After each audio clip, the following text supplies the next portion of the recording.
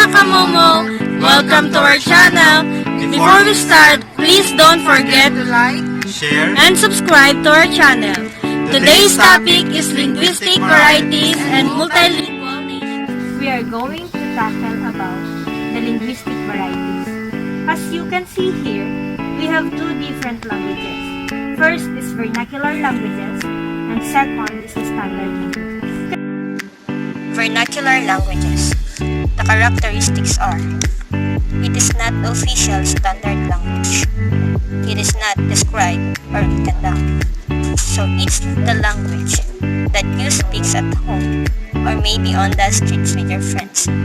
But it is not an official language. And the criteria are: it is uncodified or standardized variety, and it is acquired in the home as a first variety. This language is used for specific circumstances and functions. And one example we have is Hebrew, which started as a vernacular language. It wasn't an official language in the beginning. Then we have on the other side the standard languages, which are written down. They are regularized and codified. They have grammar. They are prescriptive, have dictionary, and they started out as a particular dialect. But then, they are developed into the standard language. And an example for that is Ilocano. Ilocano is one of the dialects in the Philippines that was developed into standard language. And the criteria for standard language are that it is influential and prestigious. It is codified and established, and server for high functions like court or literature. Now, we can see the difference between the vernacular language and standard language. Vernacular is more informal, used more at home or with friends or on the street, while standard language is official, it's codified, it has grammar, and is written down in books. We also have World English versus New English. World English means English all over the world. That's mainly the countries that have English as their first or native language, like England, Australia, and Canada. And that's the inner circle of English. Then we have the outer circle, the countries like Malaysia, Tanzania, and India, which are multilingual countries, have many different languages. India has over 200 languages in their country, but they all have English as language in common, and often mix English with their own language.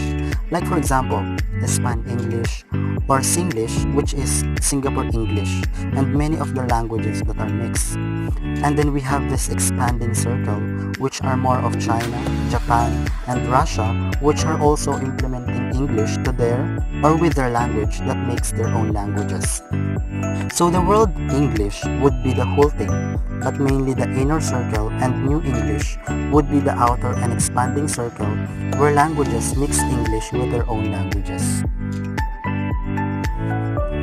And of course, we also have lingua franca. It is the language of communication between two linguistic groups in multilingual communities whose first languages differ. So we have communities where each one grows up of different language, but they have one language in common which they can communicate, and that is the lingua franca. And they develop initially as a trade language because people trade and travel a lot into many different countries with many different languages and dialects, so they need one language in common to which they can talk to each other. And they can also become an official language. We have this especially in India, but also in Africa, which they have many different languages and dialects that they need language which they can communicate. We have two separate regions of lingua franca, the Pidgins and Creole. The first one would be Pidgins, and Pidgins has no native speakers and is no one's native language. It is developed as a mean of communication between people who do not have a common language. It is used in restricted domains and functions, and it has a simplified structure compared to the source language. It generally has low prestige and attracts negative attitudes, especially from outsiders, like broken English. And one example for Pidgin would be the Africans who have brought to work in fields in the United States. They were from different countries and they have many different languages from many different tribes. So they have no language in common. Everyone have their own language. But then, they develop a language in common which is Pidgins, where they mixed all their languages and even mixed some English, and then they have a language in common which they could communicate with each other. But they were the first ones to speak this language. And Creole is a pidgin which has acquired native speakers, so the children of these Africans were growing up speaking Creoles, which was the pidgin of their parents. They are learned by children as their first language. And Creole has verb tenses, inflections, and affixes. It can be used also for the functions of any language like politics and education.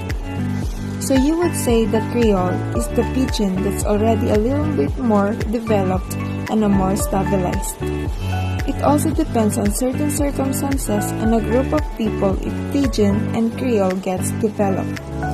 One example of Creole is the Chavacano, a Spanish-based Creole spoken in parts of the Philippines, especially in and around the city of Zamboanga.